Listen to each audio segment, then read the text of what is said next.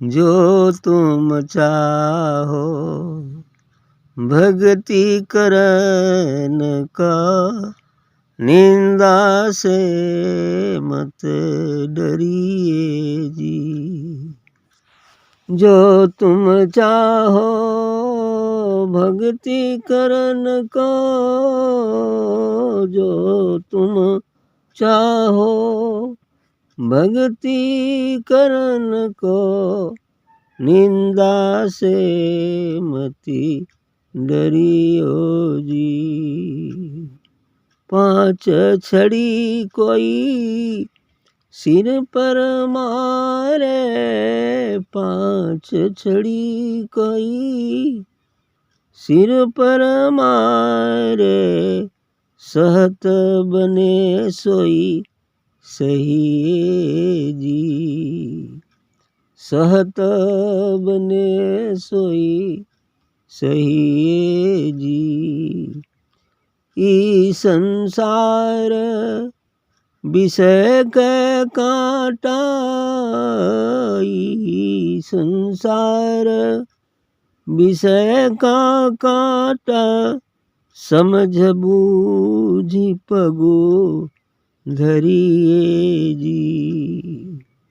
समझ बूझ पगो धरियो जी। पर नारी से प्रीत न करिए, पर नारी से प्रीत न करिए, दूर देख कर डरिए जी। दूर देख कर डरिए जी। कहीं कबीरा सुनो भाई साधो, कहीं कबीरा सुनो भाई साधो, महरम होय ते बूझे जी। महरम होय तोई बूझे जी।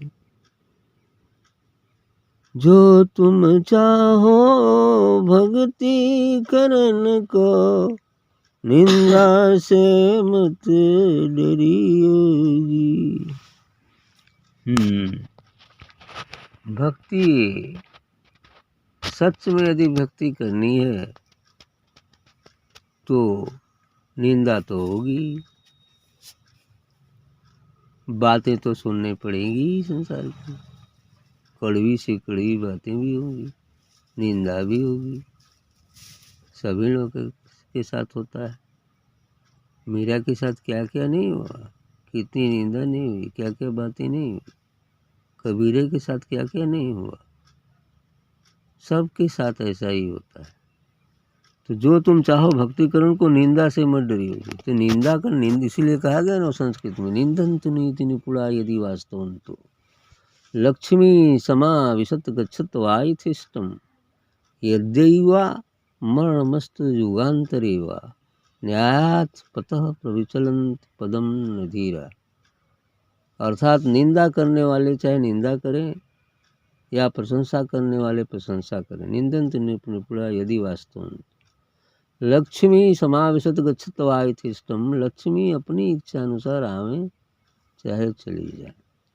यद्यैवा मरणमस्त युगांतरेवा, चाहे आज मृत्यु हो जाए या एक युग की बाद मृत्यु हो, लेकिन न्यायात पथः प्रविचलन पदम नदीरा, न्याय पर चलने वाला व्यक्ति अपने रास्ते से विचलित नहीं होता है। सत्य की तरफ चलने वाला व्यक्ति अपने रास्ते से विचलित नहीं होता। इसीलिए कहा जो तुम चाहो भक्ति करण को। यदि भक्ति करने वाले चाहते हो तो ये समाज अंधा है, ये समाज को दिखलाई नहीं देता कि सत्य क्या है, तो वो कहाँ से दिखेगा बाहर से। वो तो ये दिखेगा पागल हो गया है, बौरा गया है, अब इसका दिमाग खराब हो गया है, ठीक नहीं है, बेहोश है। ऐसी ही बातें सुनने को मिले। ये सब चीज़ें होती, इसलिए ये निंदा से नहीं डरना होता है यदि हमें अपने मार्ग पर चलना है तो। 5 छड़ी कोई सिर पर मारे, सहत बने सो सही, तो ये भी कह दिए यदि कोई 5 छड़ी सर पर भी ठोके तो उसको बर्दाश्त कर लो कुछ समय के लिए। क्यों कहा ना कि वृक्ष न कबहू फल बके, है ना, क्या है यही ना। नदी न संचय नीर, परमारथ के कारण साधु धरा शरीर। आदि वृक्ष जब फलदार होता है तो उस पर लोग डंडा से भी मारते हैं और ढेला भी मारते हैं, लेकिन वो क्या देता है? फल देता है वो क्या कर देता है? फल देता है। ऐसी ही चीज़ें होती, निंदा करने वाले करते हैं, लेकिन उसकी निंदा कर रहे हैं तो निंदा में ही तो उसको याद कर रहे हैं, और निंदा में जब याद कर रहे हैं तो याद का फल तो बनेगा ही बनेगा, है ना। तो याद का फल भी उनको बनेगा ही बनेगा। ये निंदा कर रहे हैं, चुगली कर रहे हैं, तो गाली भी दे रहे हैं, कोई बात नहीं, देने दो। शायद वही बहाने वो ध्यान कर रहे हैं, पूजा कर रहे हैं ऐसी ही बातें होती हैं। ठीक, तो 5 छड़ी कोई सिर पर मारे, शहद बने सो सही है, शहद बने तो उसको स्वस्थ। खोद खाद धरती से है, काट कूट बन रहा है, कुटिल बचन साधु से है, और अनसा न जाए। तुलसी ने कहा बूंद अघात सह गिरि जैसे, अखल के बचन संत सह जैसे। ये भी बात कहा, जैसे बूंद बूंद आघात, बूंद पड़ती है, कितना कभी कभी शरीर पर सहे तो घाव भी लगता है, बड़ा बड़ा बूंद हो तो, है ना। तो बूंद आघात सहे गिरि कैसे जैसे, जिस प्रकार से पर्वत बूंद के आघात को सहता है, तो खल के वचन संत सह जैसे। तो खल दुष्ट व्यक्तियों के जो वचन हैं, क्रूर शब्द, निंदा के सब, उसको संत जन भी सह जाते। चलो भाई कह लो, है ना। ऐसे ही ये सब चीजें, इसलिए इन्होंने कहा कि निंदा में से मत डरियो जी। कई सारे एग्जाम्पल है।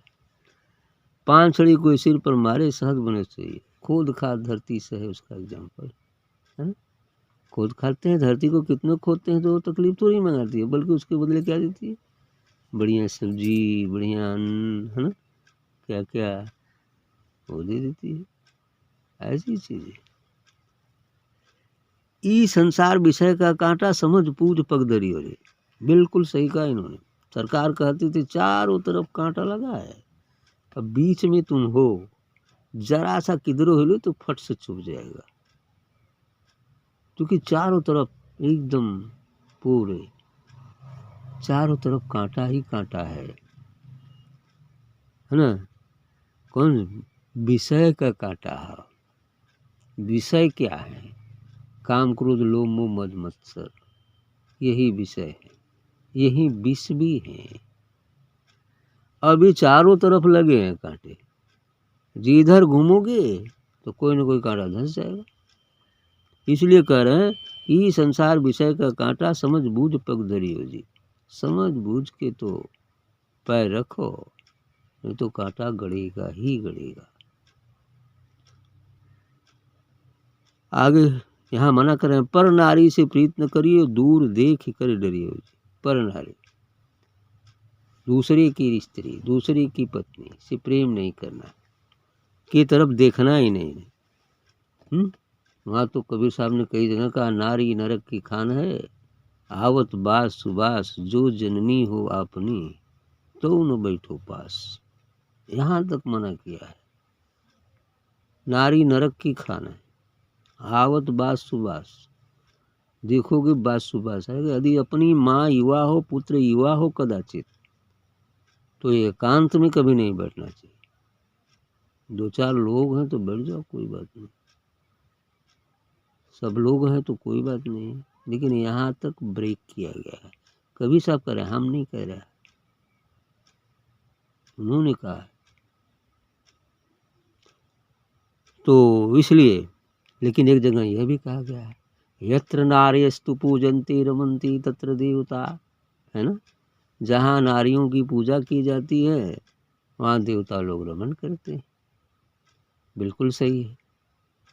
अब यहाँ दूसरा भाव है, यदि घर में माँ है, बहन है, कुछ भी है, पत्नी है, तो उसके यदि आप सम्मान देंगे, उसको प्रेम से रखेंगे, तो घर स्वर्ग जैसा होगा। है ना, सभी लोग सुखी रहेगा, है ना। वहाँ देवता लोग रमण करते हैं, है ना। यहाँ भी कहा गया, वो बात दूसरी बात कही गई, ये बात दूसरी बात है, स्टेज की बात है, ठीक। हाँ, क्योंकि इस दुनिया में हमारे समझ से कोई ऐसा रिश्ता नहीं जो अभी पवित्र बचा हो, कोई ऐसा रिश्ता नहीं समाज का जो पवित्र बचा हो। अब आगे कहने की जरूरत नहीं, ठीक है। इस तरह से इन्होंने जो कहा है वो सही कहा है। कहें कबीर सुनो भाई साधो महरम होय ते, हाँ, महरम होय ते बुझे जी। कबीर साहब जी कहते हैं, ऐसा साधु को सुनो, देखो इस बात को वही बुझेगा जो जिसका अहंकार मिट गया, जिसका अहंकार मिट गया हो, वही व्यक्ति इस बात को समझ सकता है। और सबके बस का तो नहीं, महरम हो गया, जो रम गया है उस महान सत्ता में, परम सत्ता में जो रम गया है वही हो गया, ठीक, वही इसे समझ सकता है। अच्छी बात।